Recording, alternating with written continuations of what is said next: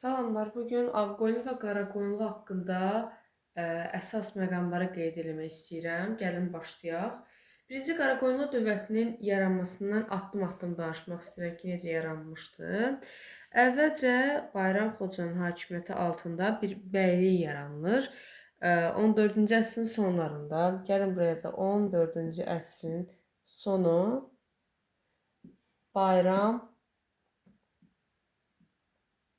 Xoca B və nə yaradır? Bəylik. Ağqoyunlu bəyliyinin əsasını qoymuşdu. Bu hərflərindən yadda saxlaya bilərik. Mərkəzi Van şəhəri olan Qaraqoyunlu bəyliyini yaratmışdı. Van gölü ətrafında və Ərzişdə yaşayırdılar əsasən. Və indi keçək. Deməli, bunun hakimiyyət illəri isə 1375-1380-ci illərdir. İndi keçirik Qara Məhəmmədin yaratdığı feodal hakimlikdən. O isə yaratmış, necə Qara Məhəmməd yazaq bura. Qara Məhəmmədin hakimiyyəti, o da 14-cü əsrin sonları gedir. Belə yazaq. Deməli, Qara Məhəmməd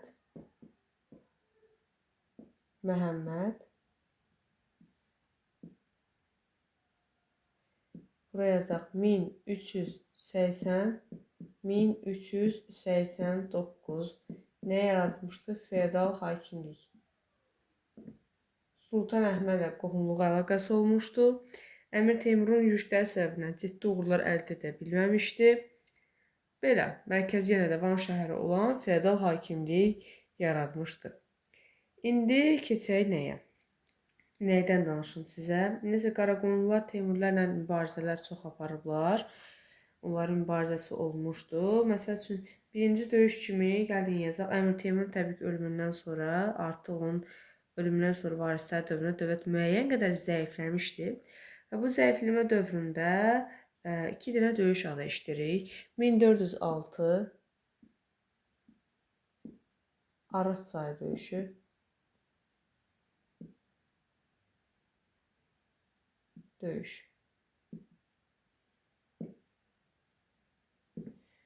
Bu döyüşdə məğlub olan tərəf Teymuri Əbubəkir qoşunları. Əbubəkirin qoşunları məğlub edilmişdi. 1408 isə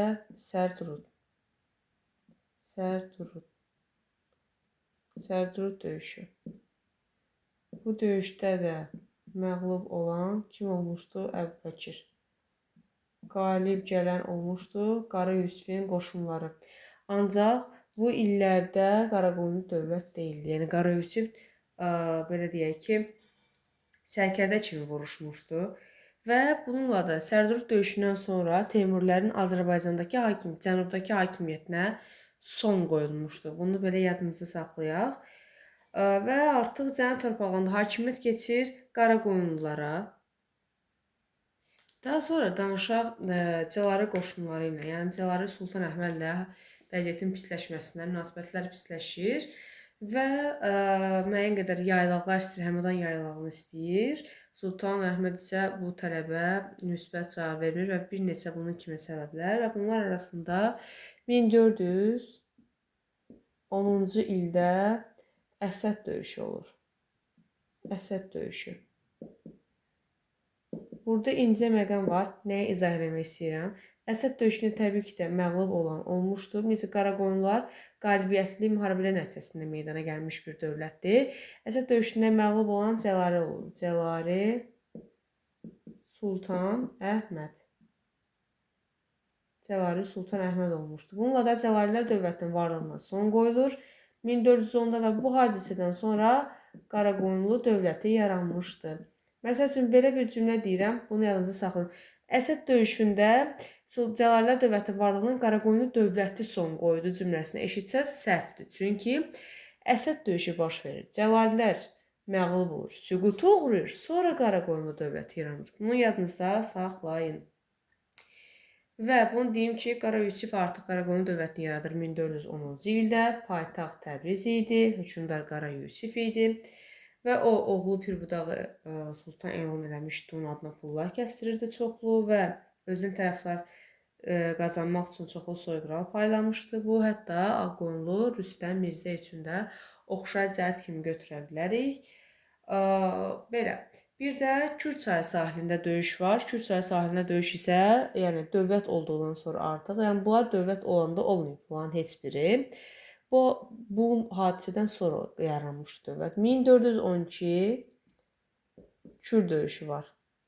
Kür döyüşü. Bu döyüşdə də qalib gələn olmuşdu Qaraqoyunlular, Qara Yusif yəni. Qara Yusif qalib gəlir Şirvanşahlara, Şirvanşah 1-ci İbrahimə qalib gəlmişdi. Kür çayı sahilində döyüşlər müxtəlif illərdə olmuşdu. Gəlin illərini yazım sizin üçün yadınızda da qalsın. Eramızdan əvvəl 66 Kür döyüşü, bizim eran 662-ci ildə Kür döyüşü bu. Albanlarla Romalılar arasında olub. Bu, Albanlarla Xəzərlər arasında olub. 1406 1-ci İbrahim Teymuri qoşunlarını məğlub etmiş. Teymur Ömərin qoşunlarını. Bu da Kür çayı sahilində döyüş. Bir də 1412. Başqa Kür çayı sahilində döyüşləri xatırlayırsınızsa, rəylərdə qeyd edə bilərsiniz. Belə. Nəsə Qara Yusif, Qaraqoyunlular əsasən Teymurlərlə mübarizəsi olub, Teymurlərlə döyüşləri olub. Bunu deyim, yadınızda qalsın. Yəni Qara Yusiflə Şahrux Qaraqoyunlulara qarşı Ağqoyunlu feodal hakimliyi ilə birləşmişdi. Bir də Şirvanşahlar dövləti ilə birləşmişdi. Şirvanşah 1-ci Xeyrullahla birləşərək Qaraqoyun dövlətinə qarşı mübarizə aparmışdı. Bir neçə səbəblər də olmuşdu təbii ki, onlara qarşı mübarizə üçün. Sultaniyə və Qəzvini Qara Yusifin Teymurilərdən alması və bütün Azərbaycan əlinə keçirməsi artıq Şahruxun narahatlığına səbəb olmuşdu. Qara Yusiflə bir neçə dəfə Qara Yusiflə Şahrux arasında döyüşlər olmuşdu və bu döyüşlərdə Şahrux uğur qazana bilməmişdi. Ancaq Qara Yusif öldükdən sonra artıq 1-ci Xəlullahla ittifaq bağlayaraq yenidən hücum edir. Bu dövrdə Qara İskəndər var idi. Qara İskəndərin dövründə yazaq bura 1421-ci ildə hansı döyüş idi? Alaşkert döyüşü. Qara Yusif öldükdən sonra artıq hakimiyyət zəifləmişdi. Alaşkert döyüşündə məğlub olan tərəf Qaraqoyunlu olub. Qaraqoyunlu qüvvələri olmuşdu Alaşkert döyüşündə. Ondan sonra bir dənə döyüş var. 1435-ci Təbriz döyüşü. Gəlin onu da buraya yazaq. 1435 Təbriz döyüşü. Təbriz döyüşündə də məğlub olan Qaraqoyunlu olub. Bunda da hakimiyyətdə Qara İskəndər idi, Qaraqoyunlu. Bundan sonra isə Şahrux nə edir? Qara İskəndəri hakimiyyətdən salır və hakimiyyətə Cahanşahı gətirir. Cahanşahın hakimiyyəti dövründə də 1436-cı il, yəni bu hadisədən sonra 1436-1447-ci illərdə Teymurilərdən asılı olaraq dövləti idarə etmişdi Cahanşah. Teymurilərdən asılı olaraq. Amma Şahruxun ölümündən sonra müəyyən qədər müstəqil siyasət yeritməyə başlayır. Şirvanşahlar dövləti ilə aradan qaldırır olan gərginliyi. Osmanlılarla dostluq əlaqələri olub. Yəni belə. Osmanlılarla dostluq əlaqəsi olmuşdu. Və hətta 2-ci Mehmed ona Ərəb və Əcəm xaqanlarının sultanı, Türk və Deyləm sultanlarının sahibi də adlandırırdı. Bu illərdən sonra, yəni 47-ci ildən sonra artıq müstəqil siyasət yeritməyə başlayır. Hətta 1458-ci ildə Herat tutmuşdu, Teymuri taxtına əyləşmişdi. Lakin Qaraqoyunluların ərazisində baş verən üsyanlar nəticəsində geri qayıtmalı olur və Əbu Səiddən təzminat alaraq geri dönmüşdür. Qaraqoyunlu hökmdarı Cahanşah. Belə. Burada artıq sonuncu döyüşlərimiz var. Muş döyüşüdür. 1467-ci ildə olmuşdu. Yazaq belə 1467 Muş döyüşü. Muş döyüşündə məğlub olmuşdu Cahanşah. Qalib gəlmişdi Ağqoyunlular. Hələ dövlət deyildilər. 1468-ci ildə isə sonuncu döyüş olur. 1468 ard-arda 68. Burada da məğlub olan olmuşdu Həsənəli hökmdarı. Həsənəli Qaraqoyunların hökmdarı olub. Yəni Ağqoyunlara məğlub olmuşdular. Bu döyüşdən sonra, yəni 1468-ci il döyüşündən sonra nə baş vermişdi? Artıq Qaraqoyunların varlığına son qoyulur, Ağqoyunlar yaranır. İndi keçək Ağqoyunlar haqqında danışmağa. Bəli. İndi keçək Ağqoyunlar haqqında danışmağa. Onun yaranmasını addım-addım sizə izah edeyim. Gəlin başlayaq. Birinci, 14-cü əsrdə, bax burada da, 14-cü əsrdə Ağqoyunlu ittifaqı var burada. Daha doğrusu, Ağqoyunlu tayfa ittifaqı var. İttifaqı. Bunu kim yaratmışdı? Pəhləvan bəy Bayandurlu.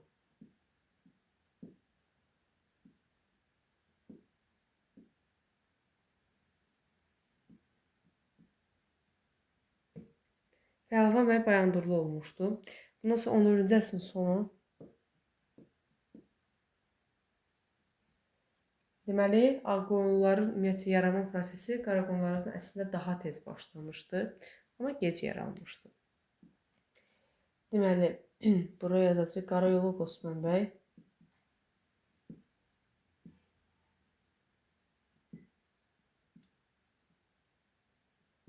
Qarayolub Osman bəy bəyliyin əsasını qoymuşdu. Necə yadınızda saxlaya bilərik? Y hərfi. Qarayolub bəylik. Y yadımızda saxlaya bilərik. Diyarbəkiri özlərinə mərkəz seçmişlər, öz adına pul kəsdirmişdi və Teymurilərlə yaxınlaşmışdı, müttəfiqlik münasibəti göstərirdi. Osmanlı və Ağqoyunlara qarşı mübarizə aparmışdı. Qarayolub Osman bəy. Əmir Teymur Osmanlı üzərində qələbəsindən sonra isə ərazisini daha da genişləndirə bilmişdi.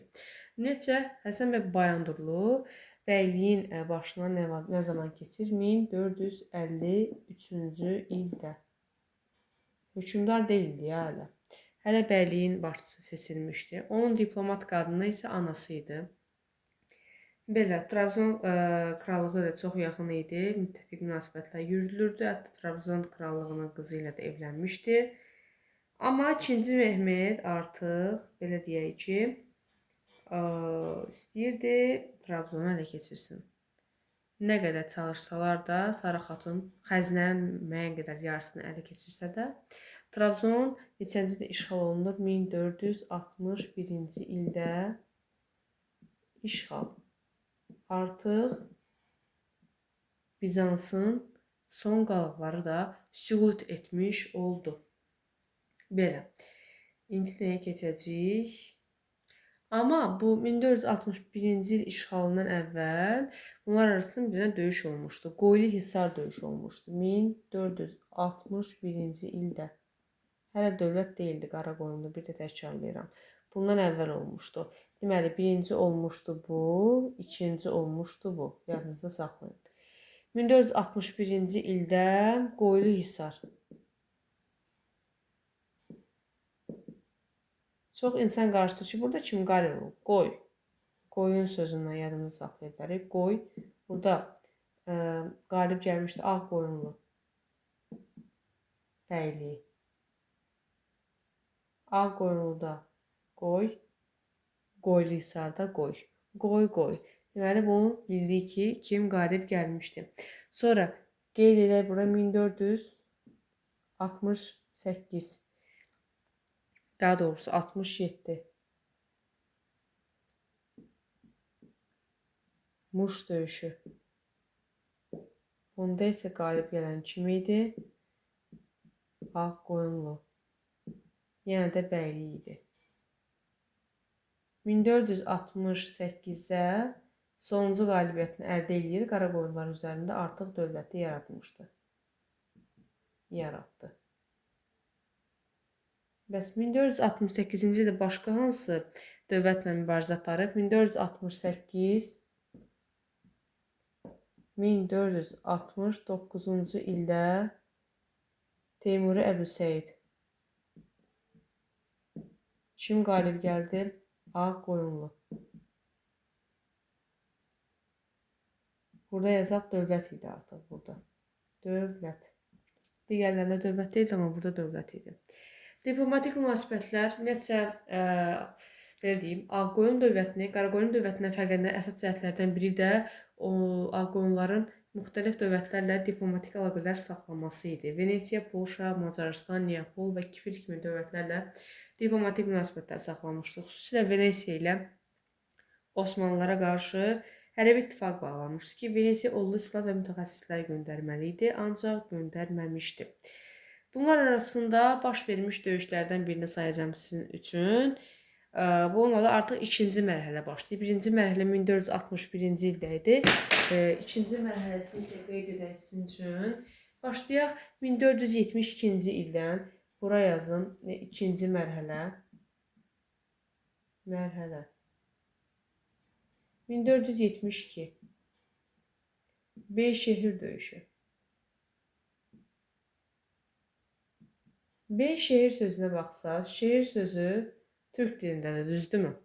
Burada yadınızda saxlaya bilərsiniz ki, bu Beyşehir döyüşündə qalib gəlmişdi kim? Osmanlı. Osmanlı qalib gəlmişdi. Bunlarda ikinci mərhələ artıq başladı. 1461-ci ildə axı Qoyun-Sardon sülhü imzalanmışdı. Artıq o sülh öz belə deyək də pozulur, sülh pozulmuş olur. Sonra 100 minlik qoşunu Azərbaycan yürüş eləyir 2-ci Mehmet. 1473-cü il avqustun 1-i Malatya. 1473 1 avqust. Malatya. Malatya'ya baxsınız mal. Ağqoyunlularda da qoyun maldır, düzdürmü? Yəni burada kim qalib gəlib? Ağqoyunlu. Ağqoyunlu. Yadınızda saxlayın. Sonra sonuncu döyüş olaraq gəlin qeyd edək. Bura 1473 qeyd olması görsənəcəkmi? Görsənəcək. 1473-cü il 11 avqust. 11 avqust 10 gün sonra Otluq-Beylik döyüşü. Otluq-Beylik. Otluq sözünə baxsaq Türk dilindədir. Oradan da yadınıza saxlayın ki, burada qalib gələn kim olub? Osmanlı. Osmanlı. Belə. Bu da onların sonuncu döyüş olmuşdu. Artıq bu döyüşdən sonra böyük itkilər olduğuna görə 2-ci Mehmet hərbi əməliyyata davam etdirmədi və əsas diqqətini Venesiya və Avropa dövlətlərinə yönəltmişdi. Belə. Və Osmanlı dövləti də, daha doğrusu Ağqoyun dövlətinin əsas hissəsini başa çatdırdıq. İndi keçək digər hissəsinə. Ağqoyunlular biraz böyüdür. Digər hissəsinə keçəcək. Onlardan biraz sizə məlumat verim. Gəlin başlayaq Həsən bəyin Səfəvilərdə Ərdəbil hakimliyi ilə münasibətlərindən. Ərdəbil hakimliyi ilə münasibətləri çox gözəl olmuşdu. Qohumluq əlaqələri olmuşdu. Bura qeyd edə 1470-ci ildə Şeyx Heydəri Ərdəbil hakimliyinə, yəni Ərdəbildə taxtı otuzdurmuşdu. Şeyx Heydər. Yadınıza saxlayın. Qızıl Ordu və Moskva knyazlığı ilə münasibətlər. Moskva knyazlığı 1475-ci ildə öz elçilərini göndərmişdi diplomatik münasibətlər qurmaq üçün. Ancaq ondan əvvəl Qızıl Ordu göndərdiyinə görə Qızıl Ordu ilə artıq belə deyək də cənub sərhədlərin pozulmaması haqqında Həsən Padşahdan Qızıl Ordu təminat aldığına görə 3-cü İvanın göndərdiyi elçilik uğursuzluqla nəticələnmişdi. 3-cü İvan X işarəsi qoyaq. 3-cü İvanın dövründə. 1477 var. 1477-ci ildə Gürcüstana uğurlu yürüş edilmişdi. 6-cı Baqratla sülh.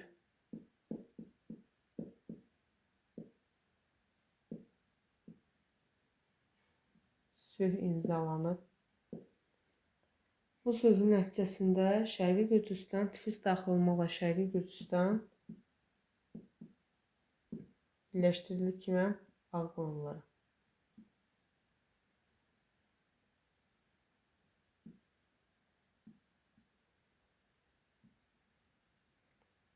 birləşdirilmişdi. Yaqub Paşa 1478-1490 Həsən bəyin oğlu olmuşdu. Onun dövründə əsas fərqli cəhətlər nə idi? Yaqub Padşah yazaq.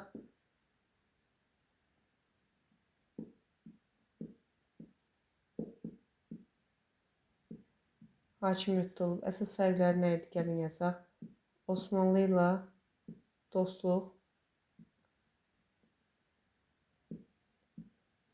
Şirvanşahlarla qohumluq Aqonlarla dövründə olmuşdu. Amma yenə də yazıq fərqli cəhəti yox, elə belə yazaq. Şirvanşahlarla qohumluq. 3. Bu əsas fərqli cəhət idi. Bir də bunu yazacağıq. Ərdəbil hakimliyi ilə düşmənçilik. Bu da əsas fərqdir. Bunları yadınızda saxlayın. Daha sonra onun dövründə 1488-ci ildə Şahdağ döyüşü olmuşdu. Müttəfiqi Fərrux Yasar idi. Şirvanşah. Qalib gəlmişdilər kimə? Ərdəbil hakimliyi.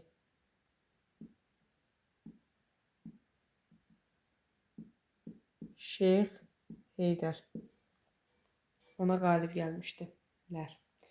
Daha sonra onun məxsus mülklər müsadirə edilmişdi və Şeyx Heydərin 3 oğlu var idi ki, onları İstəğrə qalasında həbs etdirmişdilər. Zindanda saxlamışdılar. Yaqub Paşanın 12 illik hakimiyyəti dövründən sonra hakimiyyət uğrunda mübarizələr başlamışdı və Aqonun şahzadələri arasında hakimiyyət mübarizəsi olmuşdu. Yaqub Paşadan sonra 1492-ci ildə Bərdə döyüşü.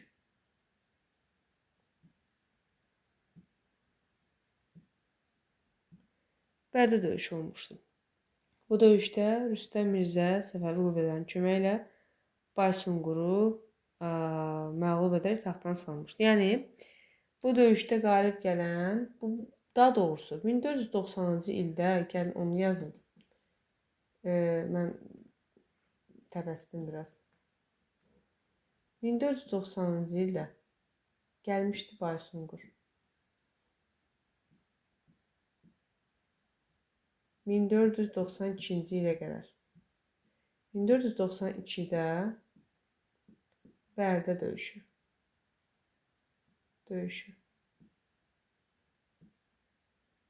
Bu döyüşdə qalib gəlmişdi digər şəhzadə Rüstəm Mirzə. Məğlub olmuşdu Baysunqur. Rüstəm Mirzə qalib gəldiyinə görə artıq hakimiyyətə gəlir.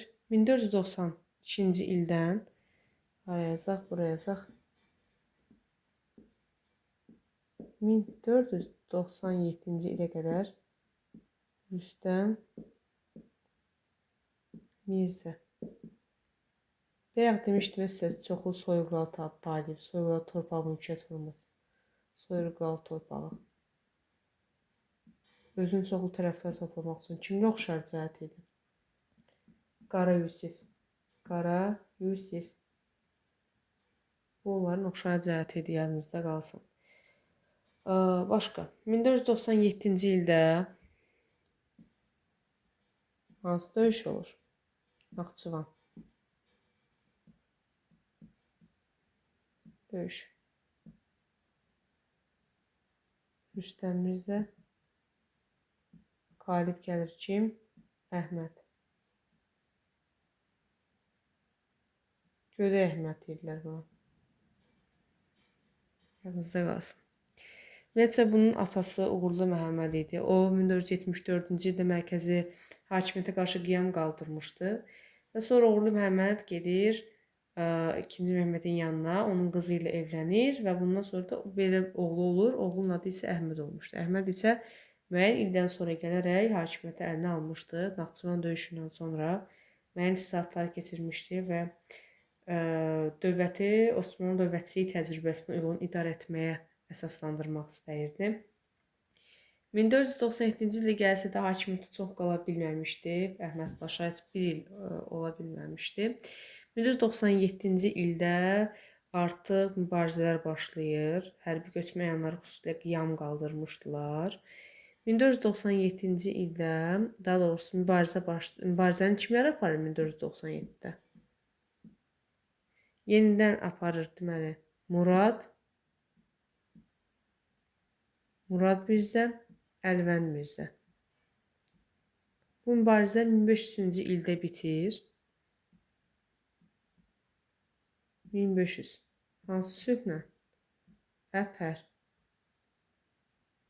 Əpər sazişi ilə bitir.